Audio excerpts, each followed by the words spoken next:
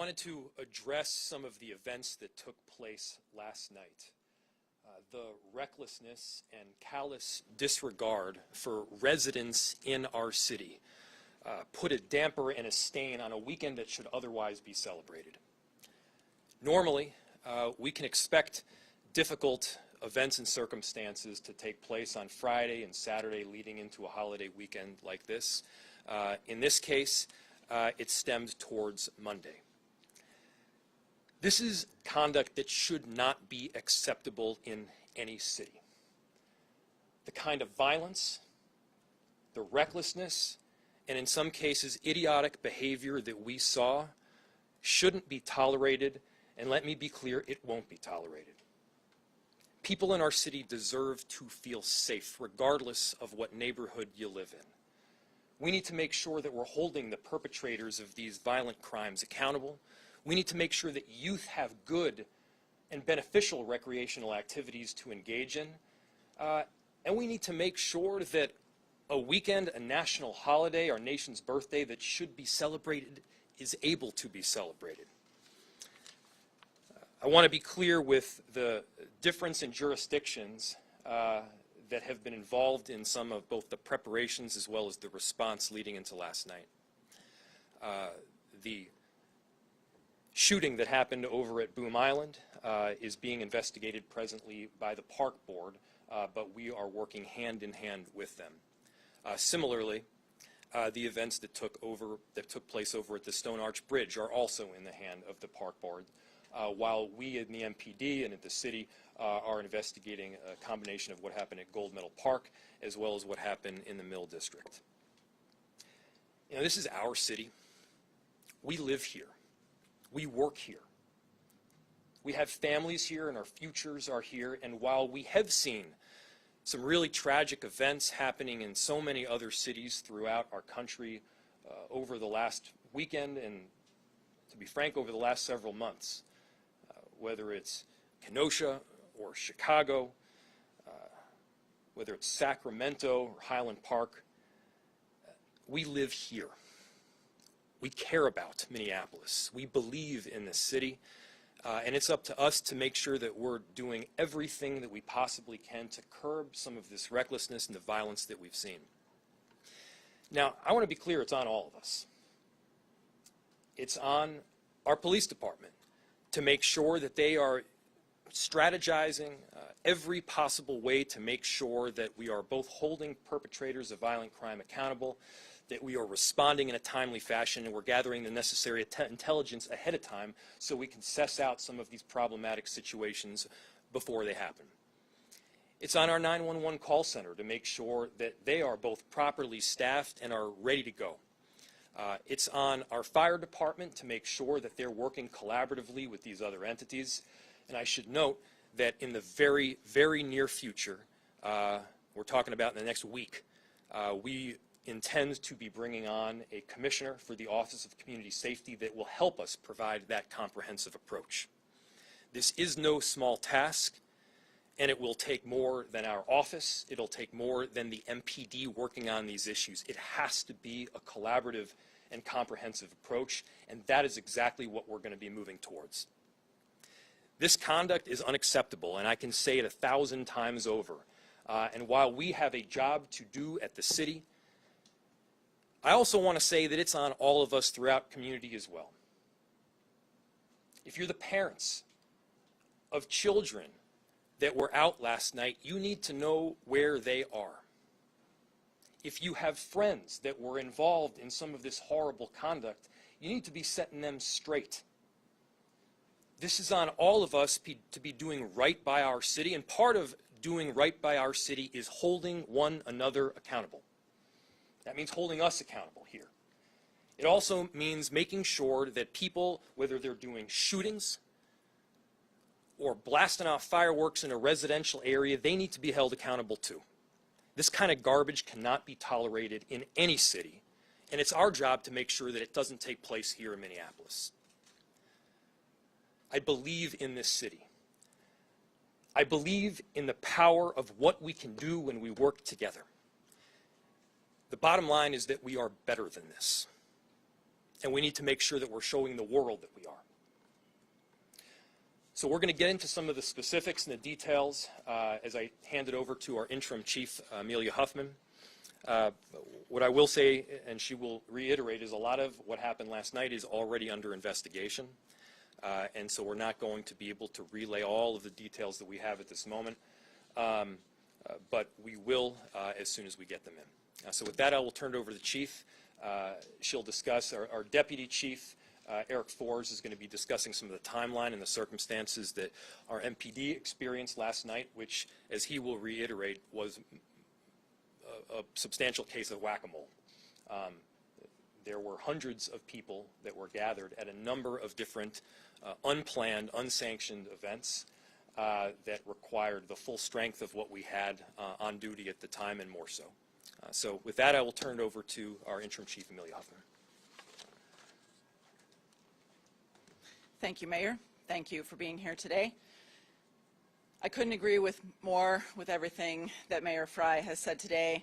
I won't belabor his points, except to point out that on a holiday where we're meant to remember and celebrate the truly revolutionary ideal that every person has the inalienable rights to life, liberty, and the pursuit of happiness, there were those in our community who chose to engage in destructive, damaging, and dangerous behavior that deprived others of those very rights.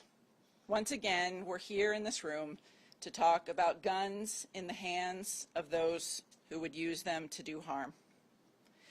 MPD officers, park officers, and the University of Minnesota Police Department officers responded to multiple incidents last night around 3 significant areas that involved gunfire and fireworks that were being shot off, specifically towards property, towards residents, towards community members, and when they arrived, toward officers. As you can imagine, this was an extremely challenging situation with a very large and hostile crowd, and the primary response by the officers was to restore order using the least amount of force necessary. The Park Police continue to follow up on investigations, primarily that of the individuals who were injured by gunfire at Boom Island Park, and they will have updates on their investigation in coming days. The Minneapolis Police Department is investigating a report of one individual who was injured by gunfire at Gold Medal Park, and we will have updates on this investigation in coming days as well. Over the course of last evening, between 9 p.m. and 4 a.m., there were more than 1,300 911 calls for service received at MECC. Our 80-plus MPD officers who were on duty responded not only to these reports of the destructive, damaging, dangerous gunfire and fireworks along the riverfront area, but other kinds of calls as well. Medical calls, domestic assaults, fights, overdoses, other sorts of medical calls throughout the city. Those 1,300 plus 911 calls for service are the same number of calls generated in a full 24-hour period just earlier this spring. So to give you some greater context to what that timeline looked like last night, I would like to turn it over to Deputy Chief Eric Forrs, who supervises our Patrol Bureau.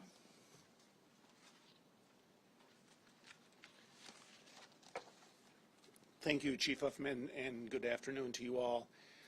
As the Chief reiterated, we had a significant number of events that were, I would characterize as unsanctioned and unplanned, and also coupled with complex violent crime scenes that required our personnel to have to divide a lot of their attention and be extraordinarily diligent in how we responded. And in order to put that into perspective, I'll relay a little bit of what some of our officers experienced. This is not completely comprehensive, but an idea of the number of calls and events that went on in a short period of time. Around shortly before 10 o'clock at about 9:56, officers from both Park and MPD responded into the area of the Stone Arch Bridge on the southeast side with a report of a large gathering in the park and in the area. We responded to check that out and to respond to reports of fireworks being fired. At about 10:15 that evening, now across the river at Mill Ruins Park, the park police was attempting to close down the parking lots and were reporting there were hundreds of people and they were launching fireworks at people in squads and refusing to leave. That required a large response from the park police to begin to address. Elsewhere in the city at 10:20, we had a shooting with two people who were injured. To manage that scene required us to send 7 squads.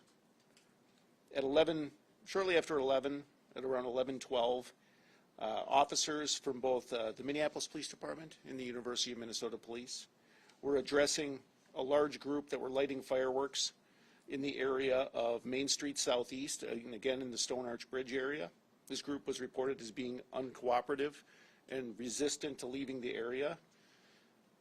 In order to address this, we had to send 8 MPD squads, and the U of M police responded with 6.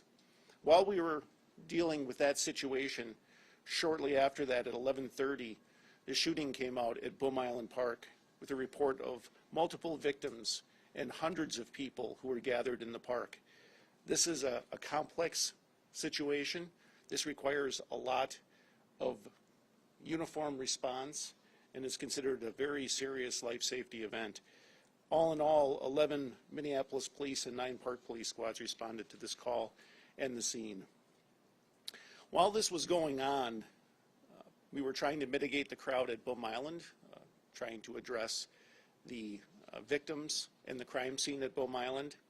There was still a crowd that was gathering in the area of Main Street Southeast and 2nd Street Southeast. And there was also crowds that were causing issues on the downtown side of the river, both at Mill Ruins Park and down all the way down to Gold Medal Park. At around 11:57, we had reports of fireworks and disturbances of juveniles in the area of 901 2nd Street shooting fireworks at people and buildings. That also brought in reports of people seeing people with guns and what they thought were gunshots. While we were addressing that, there was a call for an overdose, a life safety call that occurred in the area of 8th Avenue and 6th Street Southeast. We had a report that an individual or a male had been seriously injured at a large party. There were reports of hot rodders and assaults and shots being fired, and it required 7 squads to respond to that situation and to render it safe for medical personnel. Shortly after that, at about 12:30 a.m., we had a stabbing in the area of Chicago and Lake, where a male had been reported to have been stabbed by 7 to 8 suspects, and it required approximately 6 squads to respond to that situation. Again, this timeline is very tight, and as you can see, our resources were being spread across the city into multiple incidents at the same time. We had shooting victims start to arrive at the hospitals. Additionally, around 12:45 a.m. and also at 3 a.m. At around 1:12 in the morning, the situation was getting more challenging in the area around 2nd and Portland. We had reports of large groups damaging property and shooting. In order to address and to help get this crowd out of the downtown area, we held over all of the entire mid-shift for the city and had every single response car come to the downtown area to begin the process of trying to move this unruly group out of the area, which is a challenging prospect to do in the sense that this group was resistant, did not want to follow any directives, and were also shooting commercial-grade fireworks at first responders. I think the officers did the best job they could in order to restore order to the area in a way that minimized the amount of injury and avoided the reliance on the use of what would be considered overwhelming force in order to do so. It's difficult to engage with the group when they're shooting fireworks at you and to do so in a safe manner. And we really had to come together as a group, and we utilized the personnel that we had in the best way we could to restore order to downtown. Chief. Thank you. Before I open it up to questions, I also want to address one far too common denominator that we've seen across cities in our country, which is guns. When these problematic situations arise, far too frequently a gun is involved. We need more common sense gun reform. When we've got guns coming into our city, both legal and illegal, by the trunkload, it makes it all the more dangerous for the general public. It makes it all the more hard on our officers who are trying to suss out a difficult situation without knowing whether someone is armed or not. Guns make a difficult situation treacherous. And the fact that parties cannot rally around the obvious, which is we need to restrict these unlimited gun sales that have consistently gone out into the general public, and then illegal gun sales from there, it's getting ridiculous. It's gotten ridiculous.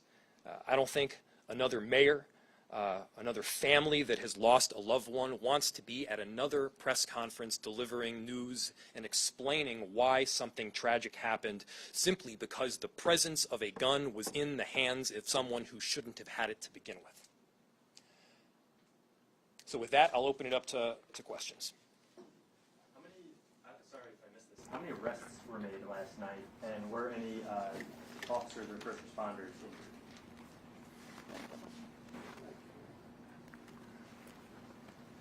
I don't have a full tally of the number of arrests. I know that there was one arrest made in which an officer was assaulted and reported to have received a minor injury. I'm still going through all the rest of the reports currently. Which incident was that in connection to, and how is the officer doing? I don't have the full details on that one, but I know it was in relation to some of the activity downtown. Obviously, it's July 4th. A lot of the neighbors are wondering, what was your plan coming into tonight? You should have known that there were going to be crowds out. We always utilize intelligence and planned events. For the 4th of July, there were no, unlike other years, there were firework events that would be going on downtown. Those have been canceled. As we discussed earlier, these gatherings that were occurring in the parks were, they're unsanctioned. They're not anything that we would be or were aware of at the time. When we know that we have events coming up or issues that are coming up that would require more personnel, we do staff up for things such as that. But in terms of a long 4th of July weekend, the Monday of a long weekend is generally not viewed as being the most resource intensive of that. So you didn't have any extra staff for July 4th? We had our normal complement for a night. Were any of these groups related, or was it the same group? You described it as whack-a-mole. They're downtown, and then they go over to Dinkytown, or were these entirely different groups of people? I haven't heard anything to indicate that they were interrelated, which again kind of points to some of the challenge that you could have 3 separate kind of unplanned or official or sanctioned gatherings that would occur in 3 different locations at the same time. And just with the chronology of these all happening one after another, were there long delays in the actual response times of getting those squads out to the scene? Actually, the squads were out at a lot of these for some significant period of time, but because the area that it was encompassing was so large, I think that for many people, they felt that they were not seeing the specific officers, but as it relates some of the resources that were out there, some of these officers were on these calls for 2 to 3 hours continuously. But I'm talking about the response time, like how quickly they were able to arrive to each of the scenes. I think in relation to the number of calls and also considering that we had a series of complex life safety calls, that the response to these calls was fairly rapid. Do you have a range of time? No, I do not. What's the plan to prevent this chaos from continuing tonight and later in the week? Absolutely, I can take that, but I can also give you a little bit of information. I think, we've heard from some folks, particularly about the Boom Island call, wondering specifically how long it took officers to respond. And it was just a matter of minutes from the time that the 911 call was first received and the first park squad was assigned. Was about less than 4 minutes before there was an arrival, and then MPD was shortly behind that, another couple of minutes. So we're not talking hours of response time to those most critical calls. We are talking minutes. There were people who were saying that it was taking several hours for especially the fireworks situations that were going on downtown.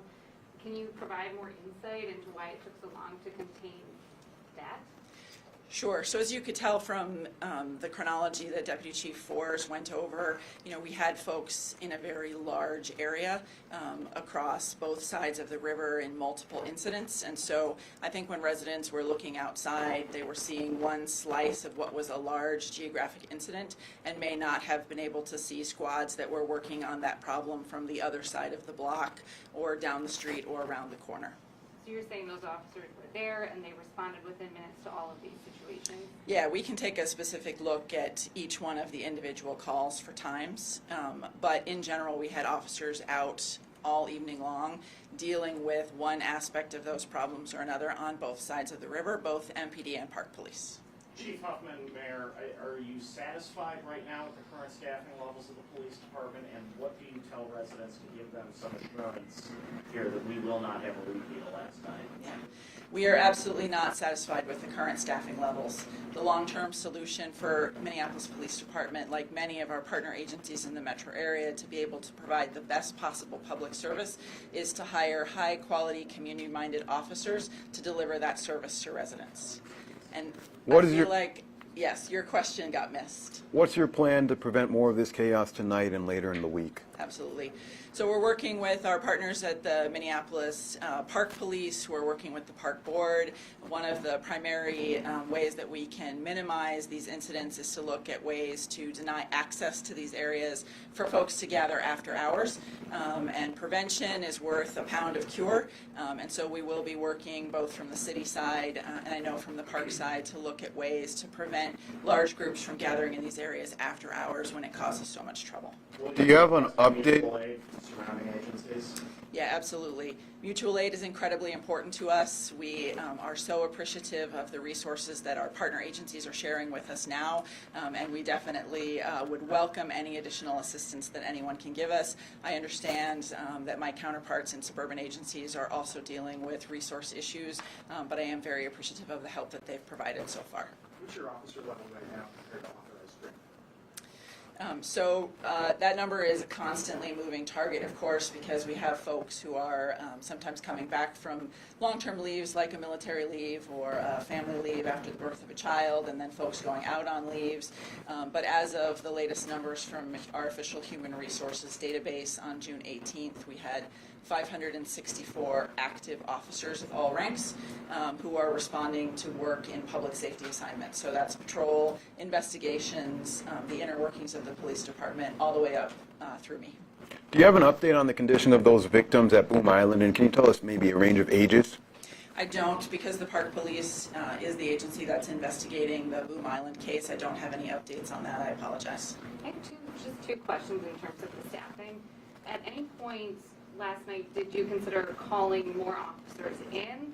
And the second piece of that, when you talk about how short you are in terms of the total department strength, do you have the officers to call in to bolster your force on a holiday weekend? So we do work on bolstering our response, particularly for planned events or for time periods when we understand that there are going to be significant incidents taking place in the city. We are relying on overtime, voluntary overtime, to do a lot of that bolstering. And so all precincts are giving people opportunities to help bolster our staffing level, and that will continue.